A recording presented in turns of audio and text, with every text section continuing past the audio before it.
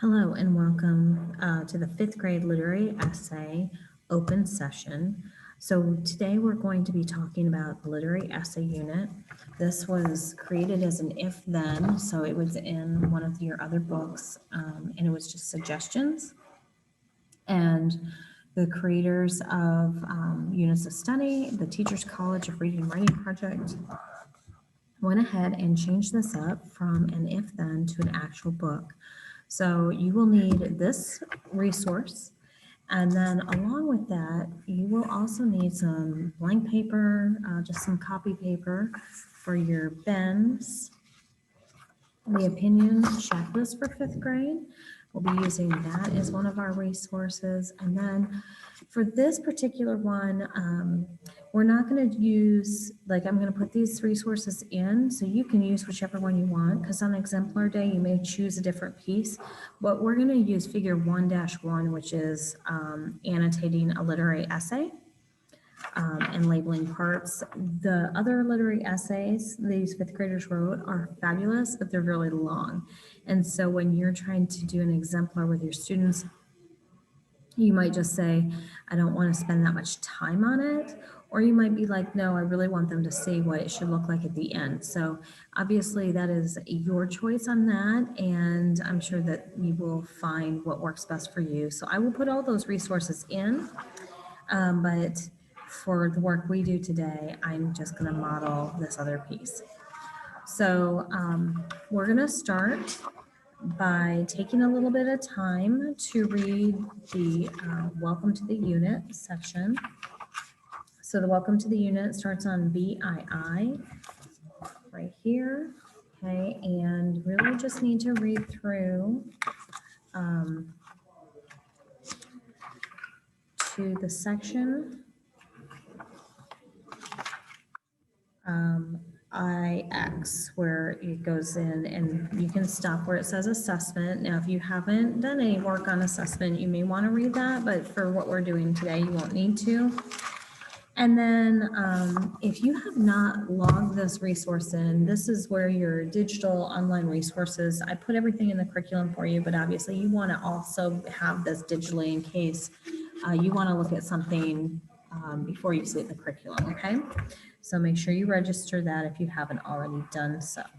All right. So at this time, just get out your highlighter and take a moment to read through the Welcome to the Unit, or get a piece of paper and write down some notes. But you are welcome to highlight in your book things that you think are important. And then we'll come back in a few minutes and talk about it before we move into reading the checklist and going through the bends.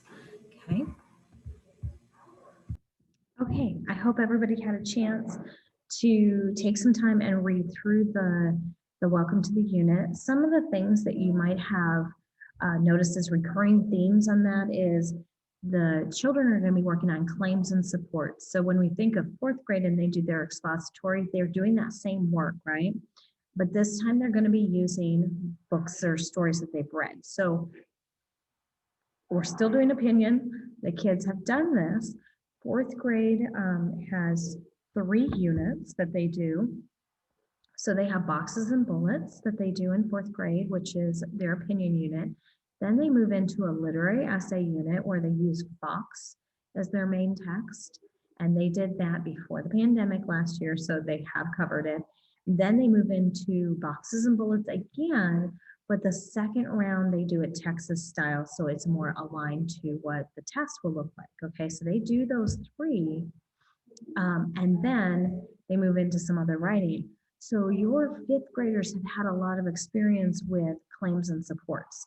So they have also done a literary essay unit. So it's not the first time that they had to read a text and analyze it. All right. So know that that background's there. You're going to be using Penny Football Club as the video that's going to kind of feed your first piece. And we're going to look at an example of that here. No, we're not. That's not true. The marble champ is not the same. The kids are going to be writing and practicing with that. I think I pulled one up. I apologize. They're going to be looking for themes, okay? And one of the things they talk about is PTS, possible thesis statements. So we don't want the kids just automatically picking a thesis statement and rolling with it. In fourth grade, I'm sure they did some of that.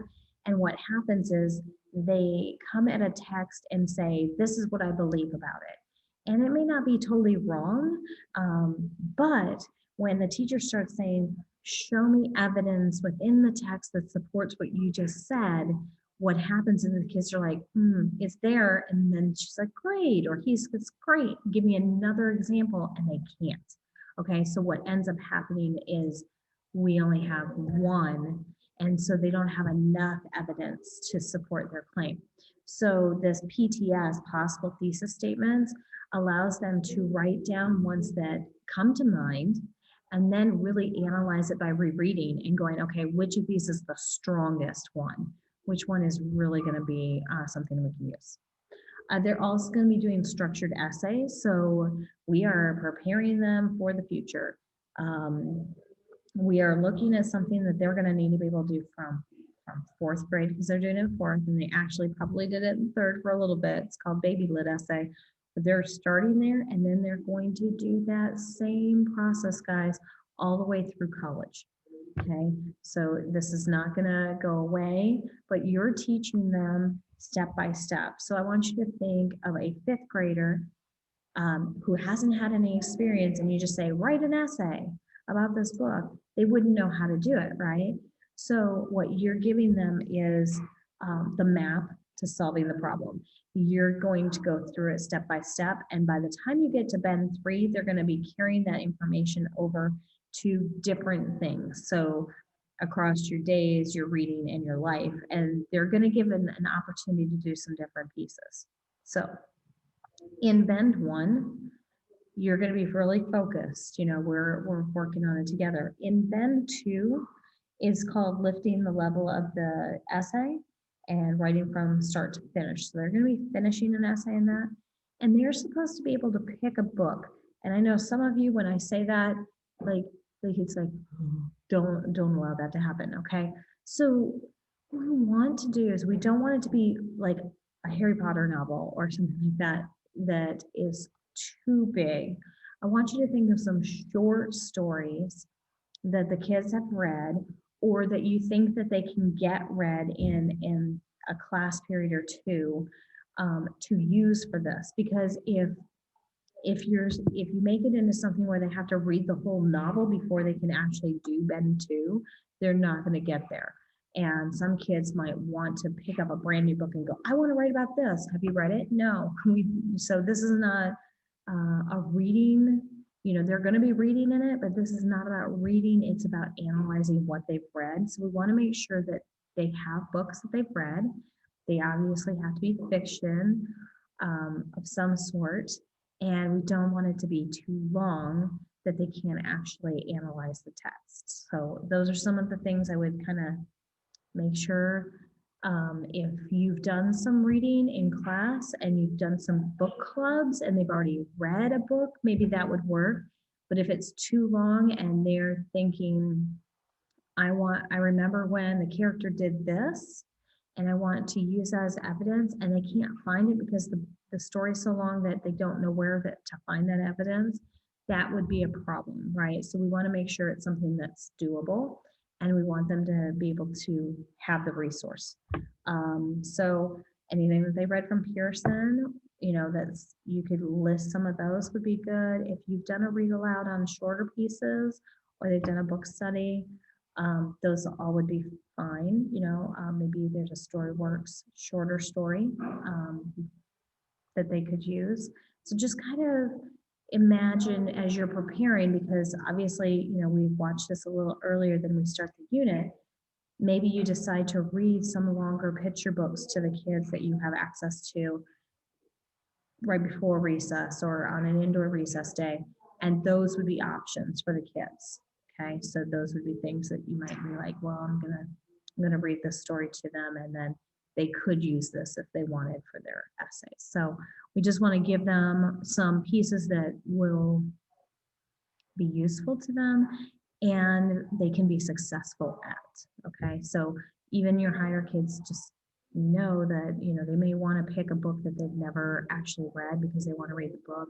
Encourage them to read the book, but it's not going to be appropriate necessarily for this activity. Okay, so our next piece, I'm going to be sharing the screen. I'm going to be sharing the screen here in just a minute, and we're going to look at the checklist. We've seen this checklist, it's not new, but we want to review the checklist, make sure we know what they're covered. Okay, so with the checklist up, looking at it, we're going to just go right down here. And I always like the ones with illustrations on them. If you don't want the 5th grade one, if you think it's still a little too challenging, you can go down to the 4th grade one. If you have resource students or something, you can go down to a lower level, like 3rd grade or 2nd. But here's what I will tell you to do if you're going to do that, is black out where it says grade 5 or grade 3 or grade 2 for those kids, because you don't want them to feel like my checklist looks different, or why do I have a 2nd grade one and they're on a 5th grade.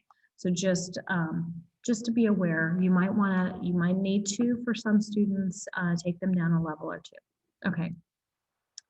So remember, we're writing about what we read. And so it might be, I made a claim or a thesis on a topic or a text. Notice how they have that in there for us. Supported it with reasons and provided a variety of evidence for each reason. Okay, so on the leads,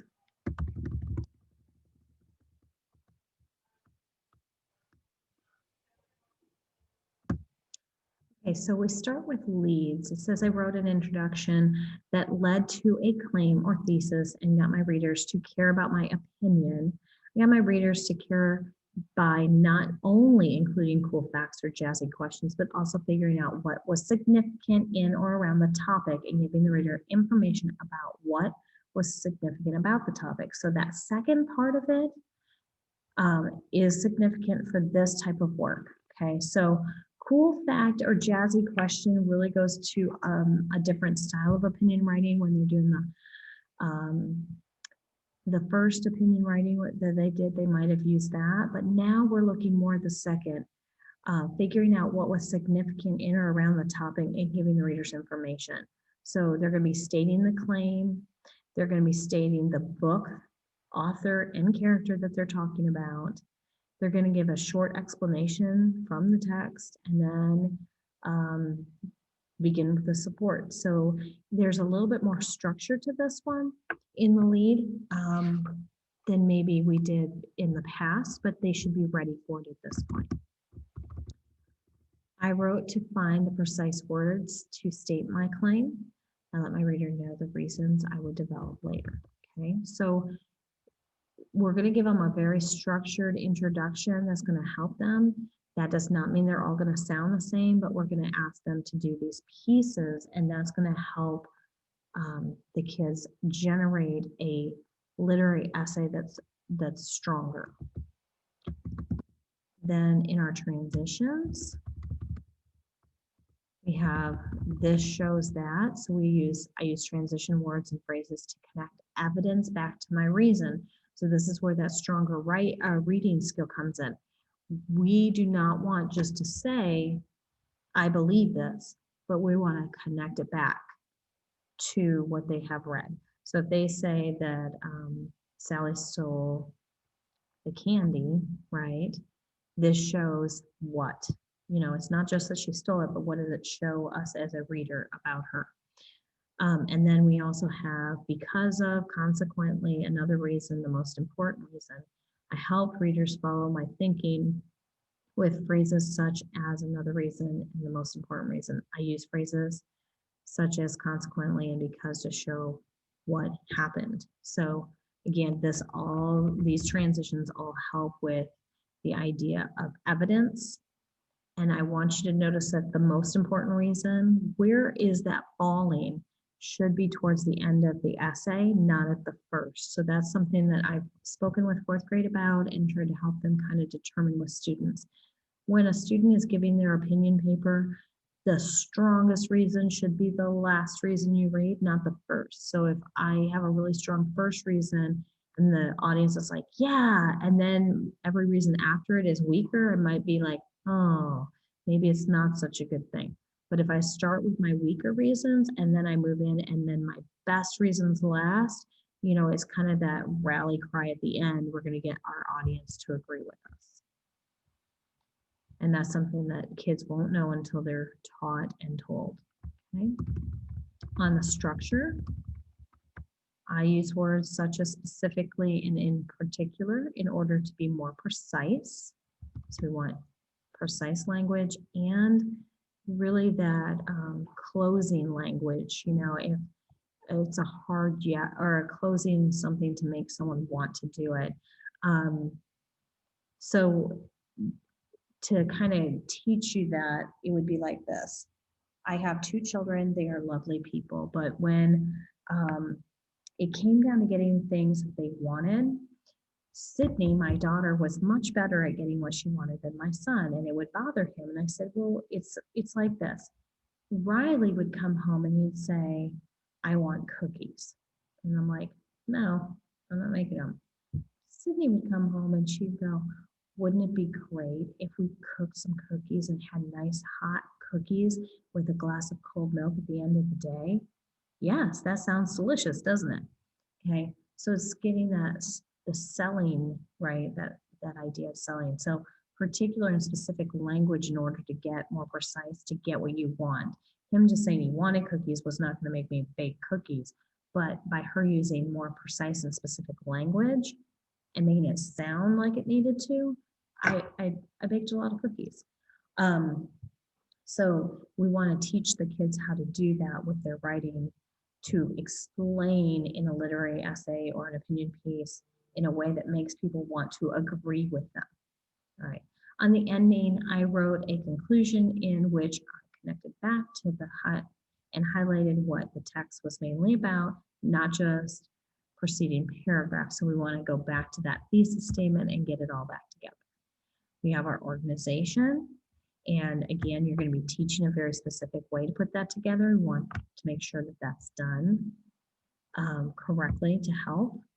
Okay, and look at on our elaboration. Reason 1, reason 2, reason 3. I gave reasons to support my opinion that were parallel and did not overlap.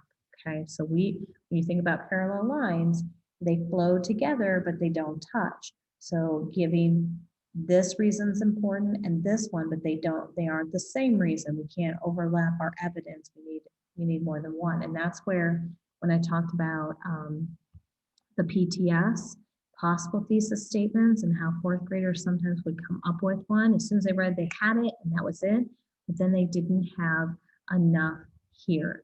So on elaborating, they could only come up with one and they really needed 2 or 3.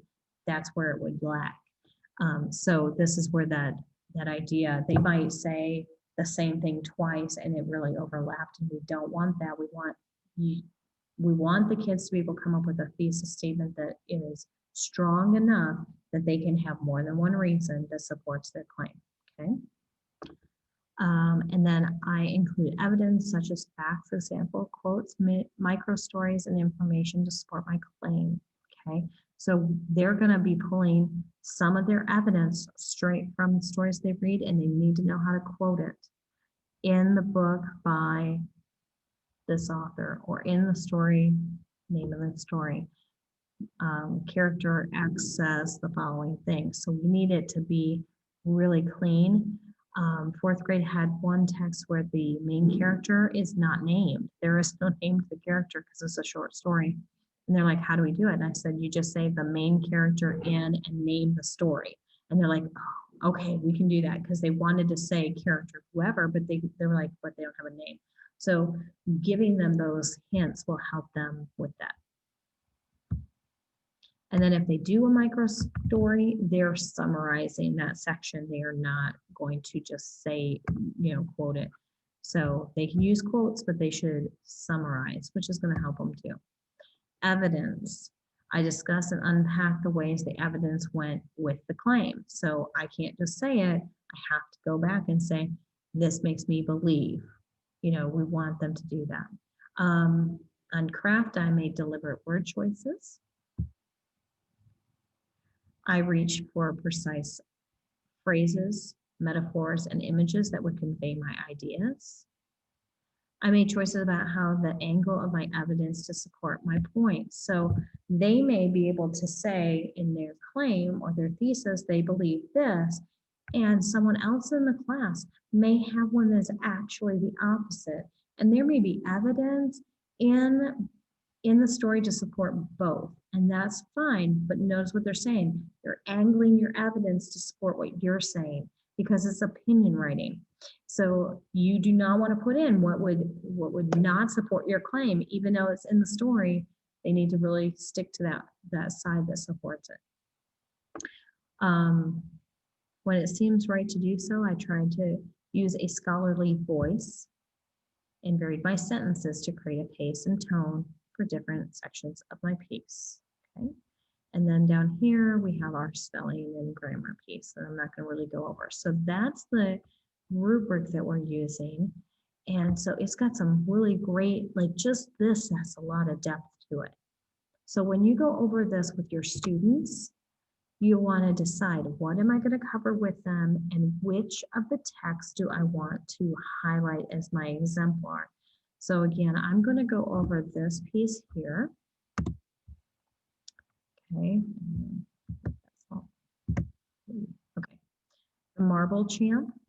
This is what I'm using only because of our time, but when you're doing this work, you may choose to use any of them and decide which one is going to be best for you and your students. So there is one, Mira's published literary essay. There's one called Liam's Final Draft, and then Guns, G-A apostrophe or dash I-N's published literary essay over the Karate Kid. So any of them would work. Again, some of them are longer, and so just for this space. I will post all of them in your resources so you can look at any of those. And if you have gone ahead and registered your stuff, you can go in and look in all of them. They're not located in one location. You just kind of have to click through some of those exemplars. So this one, what I liked about it is this was an annotation exercise that the kids are going to do. And this one, the kids actually go through, and this one's annotated so we can see, state the claim. The literature character faces challenges and learns to survive. So that's their claim. In the short story, The Marble Champ by Gary Soto, Lupe learns to overcome her difficulties by working hard and believing in herself. So you can see that they state the author and character, and they give examples from the text. So they're giving that information. Now, this is not a perfect example, but I think at the beginning of the unit, everybody would be happy with this from their students. So state that his first support. Lupe overcomes her difficulties through hard work. So that's what he's saying. Soon after Lupe decides to become skilled at marbles, she comes home from school and decides to waste no time before playing marbles. But this wasn't just play, this was serious work. So states first support, gives first example from the text. It's a summary. It's not just pulling it straight from the text. Give background information on the character. Lupe had never been good at sports. So if we don't know this, it doesn't make sense. So there's the background information. So this time she was determined to be good at marbles. She picked 5 marbles that she thought were her best. This is still a summary. Lupe didn't practice on any old table. She smoothed her bedspread to make it into a good surface for her marbles. She really thought about what to do to get good at this point, this sport, sorry. She shot softly at first to get her aim accurate. The marbles rolled and clicked against one another.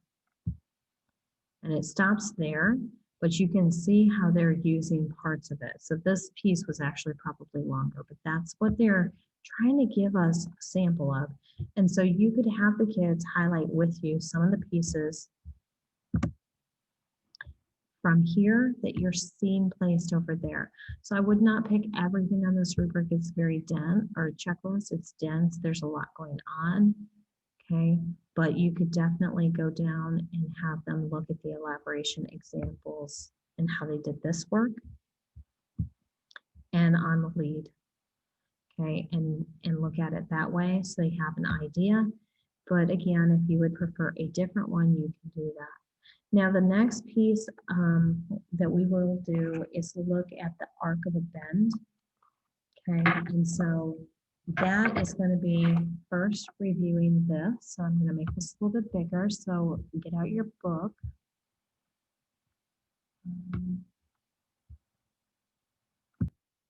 Okay, so first thing we want to look at once we're in this is the back of the front cover. Okay, and it's going to kind of give us an overview of the big picture, like a bird's eye view of everything. So there are 19 sessions and there are 3 bends for this particular unit. And so this time around, I know that we've done this a few times. When I'm recording a little bit differently. I don't want to spend time like drawing it all out for you. What I want instead is for you to get a piece of paper and your favorite pen or pens. And remember that the arc of the bend kind of gives you a view of a set of lessons. So this is an overview. This is like a bird's eye view. And the next one is going to be a set, like what is in this set of lessons? What am I going to cover before I move on to another set? So we want to make sure that we're looking at it in different terms, and we really kind of look at it from big and we shrink all the way in until we get to that actual lesson. So we don't want to sit and only look at it in one term because it would be hard for us to understand what they're trying to get us to do. So bend 1, there are 5 lessons or sessions in there. So when you create this, okay, you're just creating an arc, and then you're going to write session 1 through 5. I can write my numbers correctly. And how we're going to do this is we can read what it says here, okay, right along this edge. But usually that's not going to give us quite enough information because they're very short. What works the best for this is either going to IB in this particular book it'll work, the contents, they're going to give us a little bit more right here. So we don't have to flip into the book for everything. It's going to tell us. So session 1, it says to start with an assessment. You guys did the assessment, those on demands at the beginning of the year. So you already have covered that initial opinion writing piece. So hopefully you still have those, because when you're done with this and you do the end one and you compare the student's final on-demand opinion to the beginning of the year, you should see huge growth of all the things that kids can do on the checklist that they couldn't do before, okay? So the first session says, in this session, you'll guide students through an inquiry to explore the characters of essay to help them transfer previous learning to the work of the unit, writing literary essay. So they're going to look at something and say, how does this relate to what they've done in the past? So they really are going to have to spend some time thinking about prior knowledge and past learning. So however you would want to write or draw that onto your chart, I'm going to make a doodle because I like those. They make me happy. And I'm going to write down transferring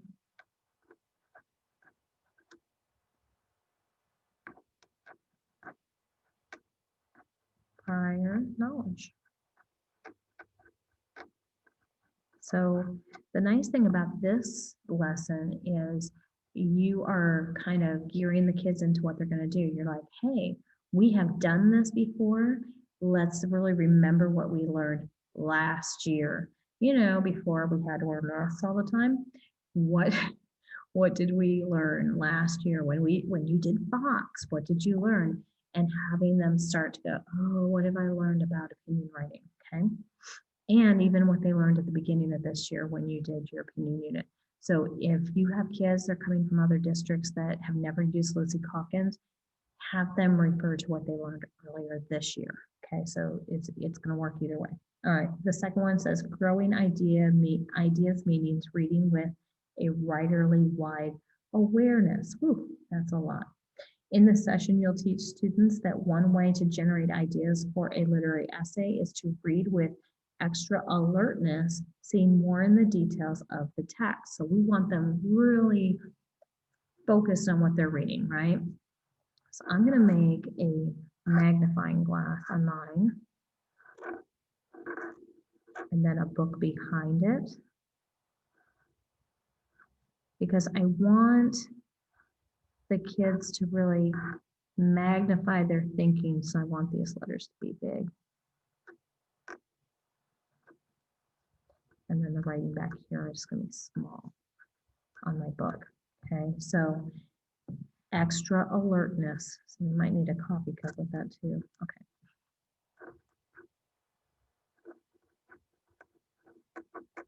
Two details. Okay, so when I look at my chart, right now I have my first one, transferring prior knowledge, and then here, extra alertness to details. I want them to really be paying attention to the details because remember, we're reading and then we're going to use what we read to write. And if they're just glossing over it and getting like a quick summary of it, they've missed all the details. Whenever you read a mystery, right, it's all those little details that you might have missed when you're reading that become the biggest piece to figuring out who done it. So we want them to really read for details. 3, trying on various theses for size. So in this session, you'll teach students to write. Writers can craft several possible thesis statements to see which one fits what they already tried to say about the text. So this is where we're trying to get them to not just say one thing and say it's good enough. So it's almost like a game show to me of ideas, like Family Feud. You know, how many people answered this question this way?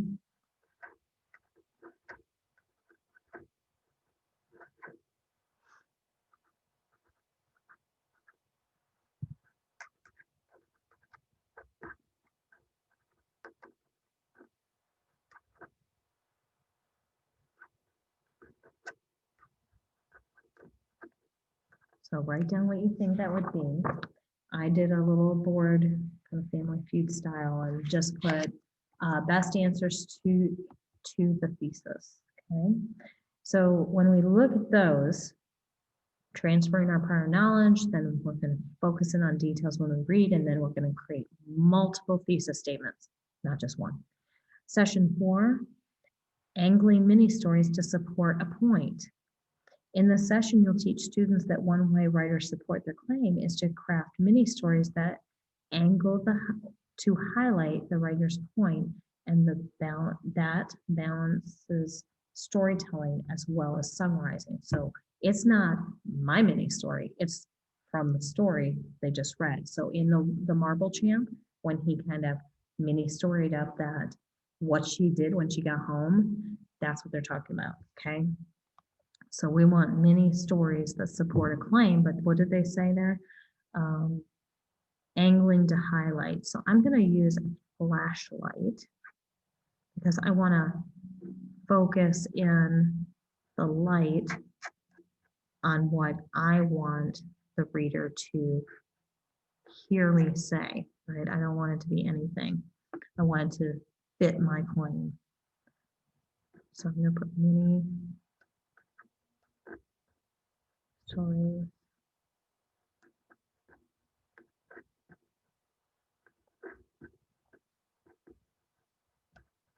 And kids do this all the time for us. You have them out at recess and one of them comes and reports another kid and they're highlighting all the things the other kid did wrong, right? They're all like, and then he did this and this and this. And then you have the other kid come up and only half the story was told. There were other things that the original child had done that they didn't highlight because they thought it wasn't going to help their case. It's the same thing, except we're going to use a text. I don't know if you want to use that example with the kids. Maybe you say 5-year-olds do this and not 5th graders, but that's exactly what they do. They do it naturally, so now we're just going to use it that way. All right, and 5, flash drafting a literary essay. So now it's time to write. Students will write using the checklist to get ready to draft. Specifically, you'll teach that when writers flash draft a literary essay, it helps to rehearse it in the air with the qualities of good essay writing in mind. So they're going to speak it, and then they're going to write it. So I'm going to have my little kid here talking. Give him some eyes. Looks a little weird without eyes. And then I'm going to put a pencil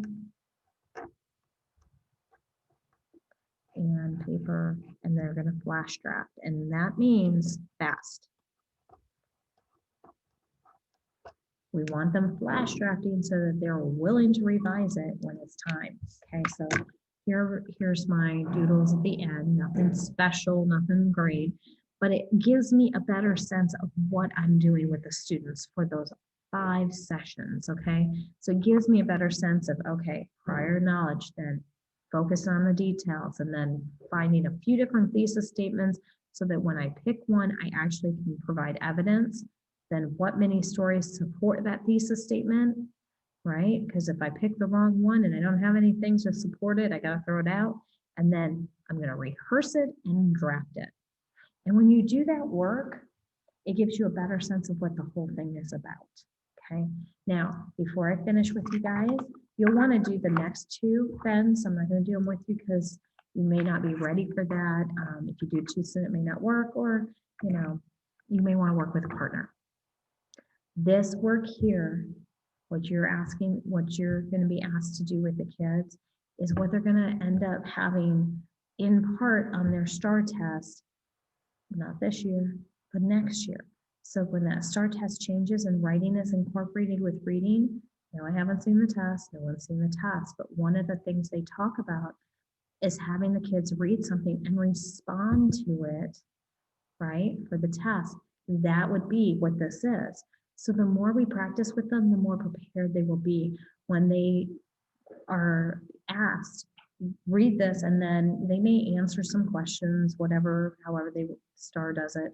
And then they might say, tell me about a character and explain why you think that. Well, that's literary essay. It may be shorter or maybe not, who knows, but it's this type of work. So the more we prepare the kids, the easier it's going to be. No crying on STAR. We want them to be prepared and feel confident. And the way we do that is this type of work.